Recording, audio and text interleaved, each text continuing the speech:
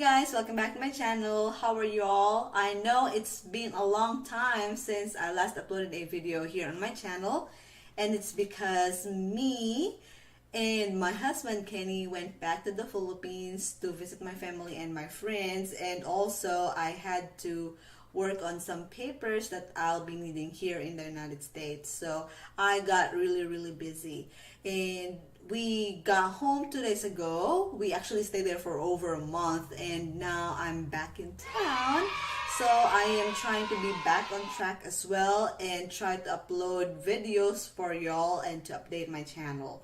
So yeah, I'll be making videos about the trip, but I will also try to prioritize videos related to the K1 visa processing and also things that you have to do after or once you get here in the United States, or other things that you have to accomplish after you get married. So yeah, I would also like to thank everyone who keep watching my videos. For my new subscribers, welcome to my channel, and for those who keep sending messages and comments regarding their K1 visa processing, I really hope that your process is just as smooth as possible. So yeah, anyway, this video is all about your social security number or social security card, and this is one important thing that you have to accomplish once you get here in the United States. But of course, before we list down all the requirements that we'll be needing for our application of the social security number, it is important to know what a social security number is for and its importance. So it's actually a 9-digit social security number that is used to identify and accurately record your wages once you start working, or if you're self-employed, then it's for your self-employment earnings. It is also used to monitor your record once you start getting your benefits. So it is very important that you have your social security number before you apply for a job.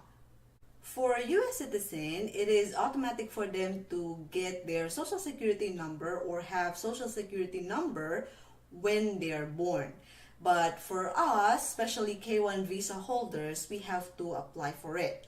Now, probably you're asking when is the right time to apply for your SSN. So you have two choices. First, you can apply once you get here in the United States, even before you get married. And you can also apply for your SSN after you get married. So what I did was I applied after I got married. So I waited for my EAD, or my employment authorization document, or the combo ID, where you also have your travel document or your advance parole. So I waited for that before I applied for my SSN. By the way, you are not allowed to work before you get that card. So applying for SSN is not really a priority if you don't have that. Some people try to apply for their SSN before they get married, and it's because of their I-94. If you remember, I talked about it on my last video, which is all about the green card requirements, and that is your arrival departure record here in the United States. So it actually has an expiration date, which is 30 days after you got here in the United States. So some people apply for their SSN because they want to use their I-94. If it's expired, then it's not valid, meaning you cannot use your I-94 anymore and you cannot apply for your SSN right away. But if you're gonna wait until you get married and you get your EAD and advance parole ID, it will be just fine. So yeah, when you apply for your SSN before you get married, meaning you're going to use your maiden name, then you will have to go back to their office after you got married to update their record, because of course in that EAD or your advanced parole ID, it will reflect your married name and it will not match to your SSN card if you applied for it with your maiden name. So meaning you have to update them.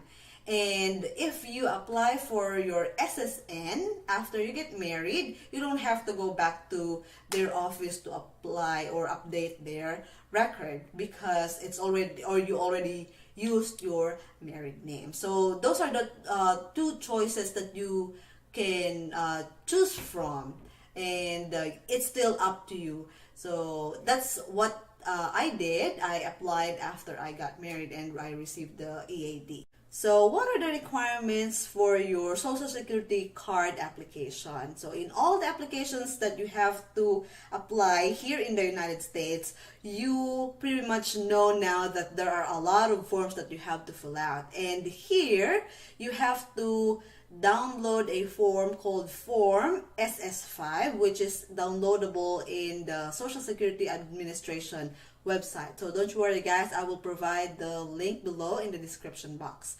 So it is a PDF form, meaning you can fill out the form before you print it, or it's up to you if you want to print out the form first and then fill out. So yeah, it doesn't really matter. But for me, I tried to fill out the form first before I printed it out so that I make sure that everything is completed and everything is filled out. So yeah. Now, the second thing that you have to prepare is your passport. So you actually have to prove your identity and your age and stuff like that once you go to their office. So that's why one valid identification is your passport. So bring your passport. Then since I applied after I got married, I brought my marriage certificate as well. So that's number 3.